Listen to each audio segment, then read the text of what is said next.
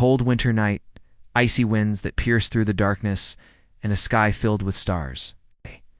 It was a night much like any other in the secluded village of Oakhaven, nestled amidst rolling hills and whispering trees. But tonight, the tranquility of the village was about to be shattered, giving way to a horror that would etch itself into the annals of Oakhaven's history. For lurking in the shadows, hidden amongst the gnarled branches of ancient oaks, were creatures of the night, vampires, beings that thrived on the life essence of mortals.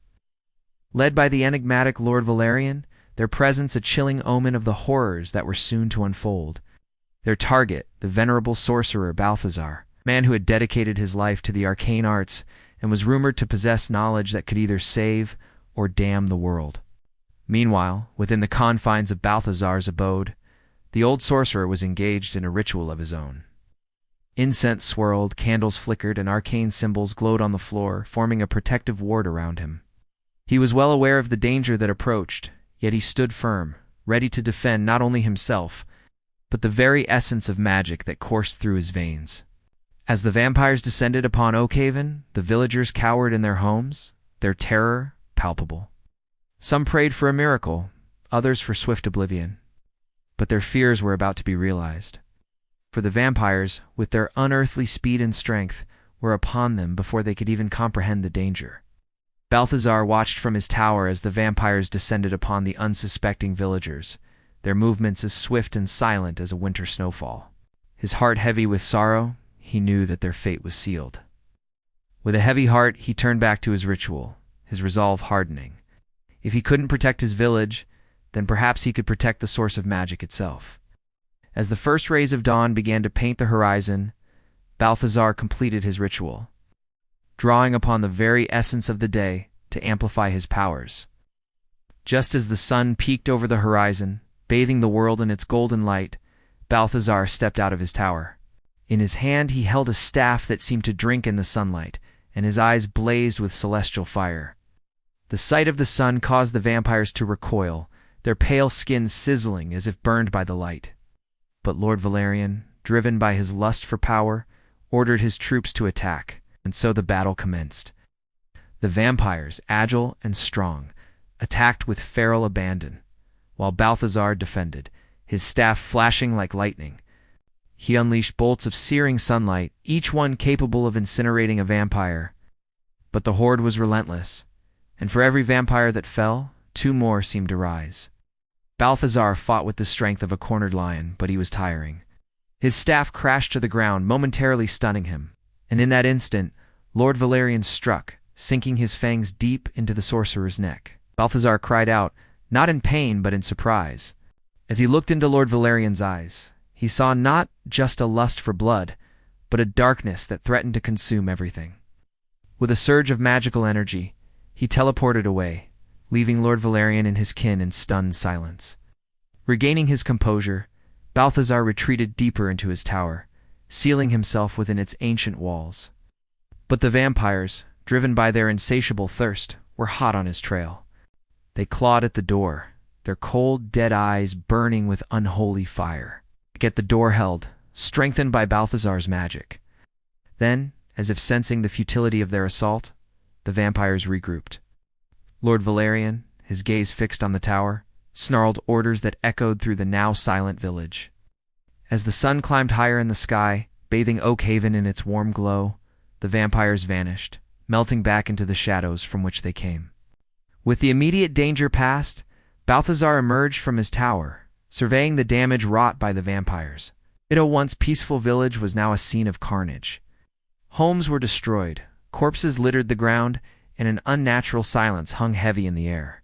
His gaze fell on a single figure lying amidst the wreckage, a young girl no older than 10, her skin as pale as snow, her eyes closed, her chest not rising and falling with breath. Balthazar knelt beside her, his heart aching. Despite his immense powers, he could feel the warmth of life ebbing away from the child. As he cradled the lifeless form, memories flooded back. He remembered when the villagers had brought their children to him, seeking his help in curing their ailments, their laughter echoing through his halls. How could he have been so preoccupied that he didn't see this coming? Summoning his strength, Balthazar rose, his eyes blazing with determination. he would not let this child's death be in vain. With a solemn vow, he lifted his head toward the heavens, promising retribution. Lord Valerian, cloaked in shadows, watched from afar as the old sorcerer resurrected the child, his face a mask of fury. The sorcerer's magic, fueled by his righteous anger, crackled around them, shaking the very foundations of Oakhaven. Fueled by vengeance, Balthazar's magic surged, manifesting as a giant ethereal lion, its mane a whirlwind of celestial fire, its eyes blazing with righteous fury. The lion roared, a sound that shook the heavens and earth, and charged. The vampires, caught off guard by the ferocity of the attack, scattered, their ranks broken. The ethereal lion, impervious to their bites, swatted them away like pesky flies, sending them crashing into the trees. Lord Valerian, his face twisted in rage, ordered a counterattack. The vampires, though hesitant, rallied, their eyes blazing with renewed fervor. As the lion fought, Balthazar searched for Lord Valerian, knowing that to defeat the creature, he had to strike at its source. Spotting his nemesis atop a nearby hill, Balthazar directed the lion, its ethereal form phasing through solid objects towards Lord Valerian. Lord Valerian, sensing the shift in power, snarled, directing his kind to form a protective circle around him. But the lion, unstoppable, rammed through the vampires, scattering them like bowling pins. Reaching Lord Valerian, it reared back, preparing to deliver the final blow. As the lion prepared to strike the fatal blow, Lord Valerian, in a last-ditch effort, lunged forward, sinking his fangs into the ethereal beast. The lion roared in pain, its form flickering as it grappled with the vampire. Balthazar, realizing the connection between the lion and himself, braced for impact.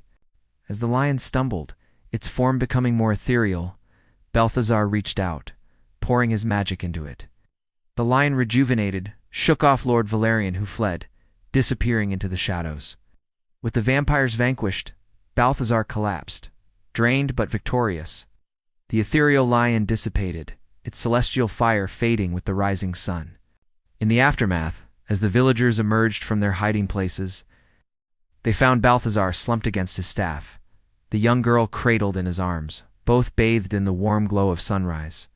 Cheers erupted, echoing through Oakhaven. They had survived the night. News of the vampires' defeat spread like wildfire, reaching the ears of those who had lived in fear of the creatures of the night. From distant lands, stories of bravery and survival flowed into Oakhaven, weaving tales of the old sorcerer's valor and the child's miraculous recovery. And as the years passed, the memory of that fateful night faded into legend, serving as a reminder that even in the darkest of times, hope and courage can prevail. And as the years passed, the memory of that fateful night faded into legend, serving as a reminder that even in the darkest of times, hope and courage can prevail.